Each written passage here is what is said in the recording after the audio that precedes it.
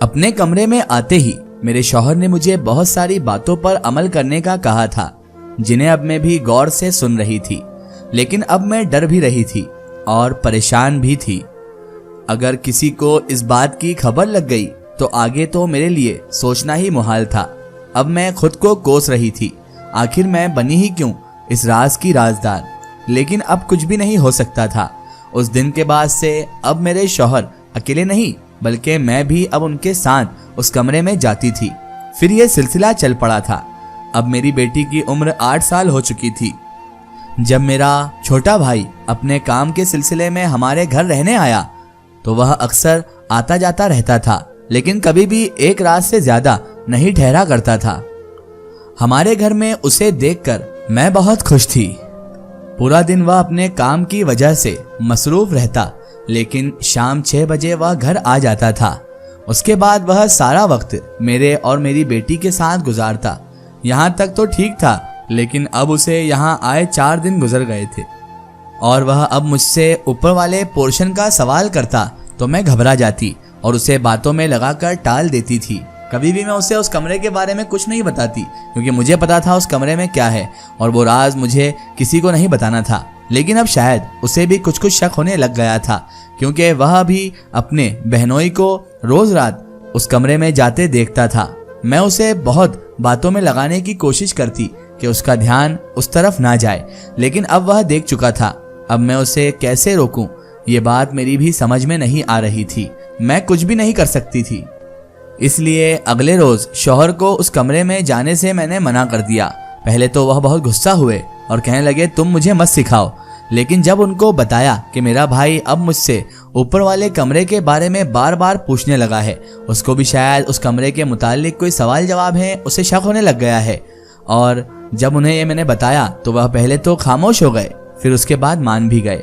लेकिन उन्होंने मुझे साफ लफ्जों में कह दिया था वह उस कमरे में जाना नहीं छोड़ सकते, चाहे कुछ भी हो जाए उस कमरे में वो जाना नहीं छोड़ सकते। उनके जुबान पर सिर्फ यही बात थी और वजह तो मैं खुद भी जानती थी, इसलिए ज्यादा कुछ ना कह सकी। लेकिन उनकी इस बात पर अब मैं यही सोच रही थी कि माँ को फोन करके भाई को घर भिजवा दिया जाए, वरना हमारा राज सबके सामने आ जाना था और भाई को अगर राज मालूम पड़ जाता तो शायद हम लोग बहुत ज्यादा मुश्किल में पड़ जाते, परेशानी में पड़ जाते। और मैं नहीं चाहती थी कि मैं और मेरे शौहर अपना इतना अच्छा जीवन किसी और की वजह से परेशानी में डालें या फिर हम पर कोई मुसीबत आ जाए।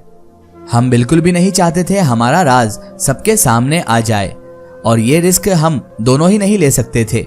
अपनी बेटी को तो मैंने ऊपर जिन और चुड़ैल रहती है ऐसी कहानियां सुना सुना कर खामोश कर दिया था, क्योंकि वह भी अक्सर ये बातें करती थी कि उसे ऊपर जाना है। लेकिन मेरा भाई कोई छोटा सा बच्चा नहीं था जो बहल जाता या फिर उसे डराकर मैं समझा देती। मैंने माँ को बहाना लगाकर अब उसकी उम्र हो गई है, जल्दी से शादी कर दो, कहीं यहाँ किसी लड़की को वो पसंद ना करने लग जाए। बस ये बात सुननी थी कि माँ उसे अगले ही दिन फोन करके बुलवा लेती हैं।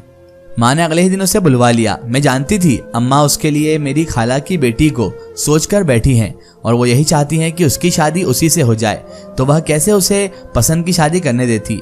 अगले दिन भाई को ढेर सारी दुआओं में मैंने रुखसत किया। फिर कहीं जाकर मुझे सुकून की सांस आई थी। मुझे बुरा भी लगा कि यार मैंने यूं अपने भाई को इस तरह भेज दिया, लेकिन मैं अब अपने शौहर की राजदार थी तो कैसे वह राज खोलने देती और कैसे मेरे भाई को वो राज में पता पड़ने देती, क्योंकि इसमें मेरे और मेरे शौहर दोनों का बहुत बड़ा रिस्क था और दोनों की ही मुश्किलात बढ़नी थी। इसलिए मैं भी खुश थी कि भाई अपने घर चला गया। शौहर भी रात मुझसे काफ़ी खुश हो गए। उन्होंने कहा कि तुमने बहुत अच्छा किया। मैंने उनके राज की खातिर भाई को वापस भिजवा दिया। ये सिलसिला दोबारा से चल पड़ा था।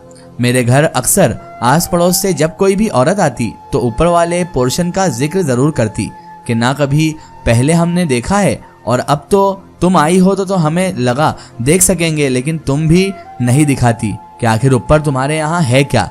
आखिर ऊपर वाले पोर्शन से तुम्हारे हस्बैंड भी क्यों हमें दिखाने नहीं देते और तुम भी हो जो मना कर रही हो। ऐसा क्या छिपा रखा है तुमने ऊपर।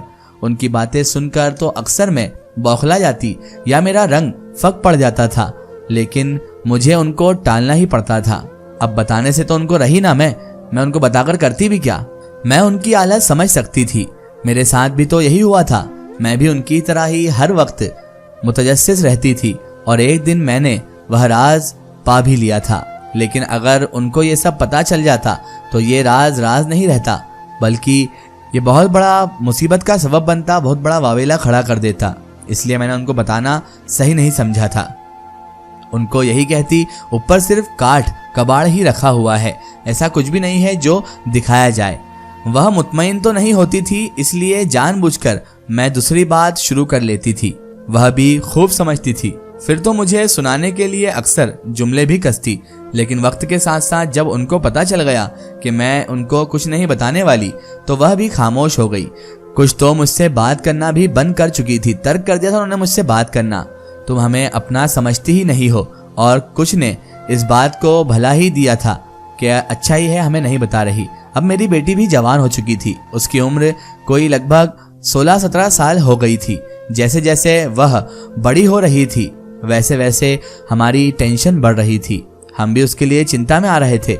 अब वह जिद करने लगी थी कि मुझे देखना है वहां आखिर क्या है।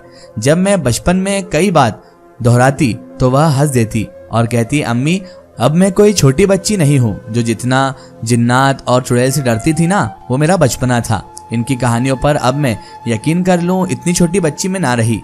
जो आप मुझे बचपन में सुनाती थी ना कहानियाँ, अब मैं बड़ी हो गई हूँ अम्मी, तो आप मुझे बेवकूफ़ बनाना बंद कर दें और अभी के अभी मुझे उस कमरे की चाबी दें। मुझे देखना है वहाँ आखिर है क्या।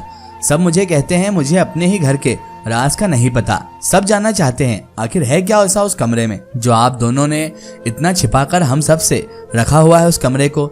चाबी वाली बात सुनकर तो मेरा रंग सच में उड़ा हुआ था। उसका मतलब था ये सब बातें उसके जहन में भरी गई थी, जिसकी वजह से वह सारे सारे अल्फाज रट रही थी और वो सारे लिहाज भुलाकर यूं मुझसे ऊपर मौजूद उस खुफिया कमरे की चाबी मांग रही थी। डर की वजह से मैंने उसे थप्पड़ दे मारा था और सख्ती से मना किया था कि आज के बाद उसकी जुबान पर इस कमरे का जिक्र तक नहीं आना चाहिए और ना ही मुझसे वो ऐसी बात करे कभी, वरना उसकी खैर नहीं है। हम तुम्हारे इतने लाड़ उठाते हैं, हर बात मानते हैं, और तुम एक कमरे की वजह से मुझसे बदजुबानी कर रही हो, बदतमीजी कर रही हो। उस वक्त अपना राज छिपाने के लिए जितना हो सकता था उतना मैंने अपनी बेटी को यह एहसास दिलाया था कि वह गलत है और बेवजह अपने ही माँ बाप पर शक करते उनकी बात से इन्हराफ कर रही है। मेरी इतनी बातों के बाद वह खामोश हो गई थी और मुझसे माफी भी मांग ली कि वाकई उसे ऐसा नहीं करना चाहिए था। मैं माँ थी, फौरन उसे गले से लगा लिया। कुछ दिन ऐसे ही गुजर गए। उस दिन के बाद मैंने उस पर नजर रखी थी। जब मुझे लगा कि अब उसने खोज बंद कर दी है तो मैंने फिर से मुतमईन होते हुए अपने कामों में मसरूफ हो गई। हमारी बात को हफ्ता गुजर चला था।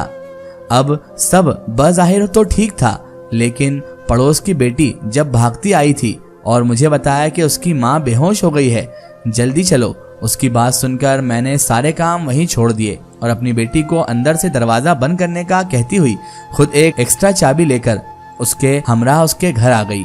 वहां आकर मालूम हुआ कि ये सब तो उसकी बेटी ने झूठ बोला था। इसका एक ही स्टोरी हम देखेंगे इसके अगले पार्ट में।